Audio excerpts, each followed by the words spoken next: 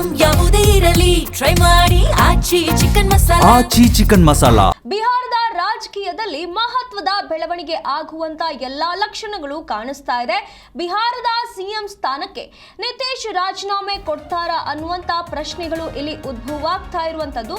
ಇಂದು ಬಿಹಾರಕ್ಕೆ ಮೊದಲ BJP CM ಆಗ್ತಾರಾ ಅನ್ನುವಂಥದ್ದು ಈಗ ಎಲ್ಲರಲ್ಲೂ ಮೂಡ್ತಾ ಇರುವಂತ ಪ್ರಶ್ನೆ ಇದು. ಬಿಹಾರ ಸಿಎಂ ರೇಸ್ನಲ್ಲಿ ಸಮರ್ಥ ಚೌಧರಿ ಇರುವಂತದ್ದು, ಹಿಂದೆ ನಿತೀಶ್ ಕುಮಾರ್ ರಾಜೀನಾಮೆ ನೀಡುವಂತ ಸಾಧ್ಯತೆಗಳು ಹೆಚ್ಚಾಗಿ ಇರುವಂತದ್ದು. ಬಿಹಾರ ರಾಜಕೀಯವು ಪ್ರಮುಖ ಬದಲಾವಣೆಗೆ ಈಗ ಸಜ್ಜಾಗಿರುವಂತದ್ದು. ಮುಖ್ಯಮಂತ್ರಿ ನಿತೀಶ್ ಕುಮಾರ್ ಅವರು ಸಿಎಂ ಸ್ಥಾನಕ್ಕೆ ರಾಜೀನಾಮೆ ನೀಡುವ ಸಮಯ ಸನಿಹ ಆಗಿರುವಂತ ಸಮಯದಲ್ಲೇ ನಾಯಕತ್ವ ಬದಲಾವಣೆಯ ಬಗ್ಗೆ ಚರ್ಚೆಗಳು ತೀವ್ರಗೊಂಡಿವೆ. ಮೂಲಗಳ ಪ್ರಕಾರ ಮುಖ್ಯಮಂತ್ರಿ ನಿತೀಶ್ ಕುಮಾರ್ ಅವರು ಇಂದು ಸಿಎಂ ಸ್ಥಾನಕ್ಕೆ ರಾಜೀನಾಮೆ ನೀಡುವಂತ ಸಾಧ್ಯತೆ ಇದೆ ಅಂತ ಹೇಳಲಾಗ್ತಾ ಇದೆ.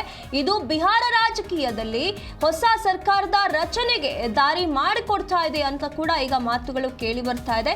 ರಾಜಕೀಯ ಚಲನಶೀಲತೆಯನ್ನ ಪರಿಗಣಿಸಿದ್ರೆ ಪ್ರಸ್ತುತ ರಾಷ್ಟ್ರೀಯ ಪ್ರಜಾಸತ್ತಾತ್ಮಕ ಒಕ್ಕೂಟದಲ್ಲಿ ಬಿಜೆಪಿ ಅತಿ ದೊಡ್ಡ ಪಕ್ಷವಾಗಿರೋ ಕಾರಣ ಈಗ ಆದ್ರಿಂದ ಬಿಹಾರವು ಮೊದಲ ಬಾರಿಗೆ ಬಿಜೆಪಿ ಪಕ್ಷದ ಮುಖ್ಯಮಂತ್ರಿಯನ್ನ ಪಡೆಯುವುದು ಬಹುತೇಕ ಖಚಿತವಾಗಿದೆ ಅನ್ನುವಂತ ಮಾಹಿತಿಗಳು ಬರ್ತಾ ಇದೆ. ಈ ಬದಲಾವಣೆಯು ಅಧಿಕಾರದ ಎದುರು ಮಾತ್ರವಲ್ಲದೆ ಅಧಿಕಾರದ ಸ್ವರೂಪ ಮತ್ತು ನಾಯಕತ್ವ ಶೈಲಿಯಲ್ಲೂ ಕೂಡ ಪ್ರಮುಖ ಪರಿವರ್ತನೆಯನ್ನ ತರಬಹುದು ಅಂತ ಹೇಳಿ ಈಗ ಚರ್ಚೆ ಆಗ್ತಾ ಇರುವಂತದ್ದು. ಬಿಹಾರದ ರಾಜಕೀಯದಲ್ಲಿ ಇಂಥದ್ದೊಂದು ಮಹತ್ವದ ಬೆಳವಣಿಗೆ ಈಗ ನಡೀತಾ ಇರುವಂತದ್ದು. ಬಿಹಾರದ ಮುಖ್ಯಮಂತ್ರಿ ನಿತೀಶ್ ಕುಮಾರ್ ಈಗ ತಮ್ಮ ಸಿಎಂ ಸ್ಥಾನಕ್ಕೆ ರಾಜೀನಾಮೆ ಘೋಷಿಸುತ್ತಾರೆ ಅನ್ನುವಂತ ಮಾಹಿತಿಗಳು ಬರ್ತಾ ಇರುವಂತದ್ದು. ಆ ಒಂದು ಸಮಯ ಏನಿದೆ ರಾಜೀನಾಮೆ ನೀಡುವಂತ ಸಮಯ ಅದು ಸನಿಹವಾಗ್ತಾ ಇದೆ ಅಂತ ಹೇಳಲಾಗ್ತಾ ಇದೆ. ಇದೇ ಸಮಯದಲ್ಲಿ ಈಗ ನಾಯಕತ್ವ ಬದಲಾವಣೆಯ ಬಗ್ಗೆ ಕೂಡ ಚರ್ಚೆಗಳು ತುಂಬಾ ಜೋರಾಗಿ ನಡೀತಾ ಇರುವಂತದ್ದು. ಈಗ ಮುಖ್ಯಮಂತ್ರಿ ನಿತೀಶ್ ಕುಮಾರ್ ಅವರು ಇಂದು ಸಿಎಂ ಸ್ಥಾನಕ್ಕೆ ರಾಜೀನಾಮೆ ಕೊಡ್ತಾರೆ ಅನ್ನುವಂತ ಮಾಹಿತಿಗಳು ಕೆಲವೊಂದಿಷ್ಟು ಮೂಲಗಳಿಂದ ಬರ್ತಾ ಇರುವಂತದ್ದು. ಬಿಹಾರ ರಾಜ್ಯದಲ್ಲಿ ಹೊಸ ಸರ್ಕಾರ ರಚನೆಗೆ ಇದು ದಾರಿ ಮಾಡಿಕೊಡ್ತಾ ಇದೆ ಅಂತ ಕೂಡ ಚರ್ಚೆಗಳಾಗ್ತಾ ಇದೆ.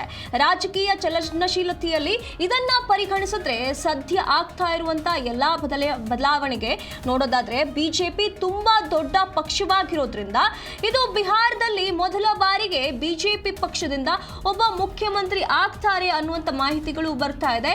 ಈಗ ಈ ಒಂದು ಬಿಹಾರದ ಸಿಎಂ ರೇಸ್ನಲ್ಲಿ ಸದ್ಯ ಸಮರ್ಥ ಚೌಧರಿ ಡಿಸಿಎಂ ಸಮರ್ಥ ಚೌಧರಿ ಅವರು ಇರುವಂತದ್ದು. ಹಾಗಾಗಿ ಈ ಎಲ್ಲಾ ಪ್ರಶ್ನೆಗಳಿಗೆ ಈಗ ಕೊನೆಯದಾಗಿ ಏನು ಉತ್ತರ ಸಿಗುತ್ತೆ, ಏನು ನಿರ್ಧಾರವನ್ನ ಕೈಗೊಳ್ಳಲಾಗತ್ತೆ, ಅದರ ಮೇಲೆ ಎಲ್ಲವೂ ಕೂಡ ನಿರ್ಧಾರವಾಗುತ್ತೆ.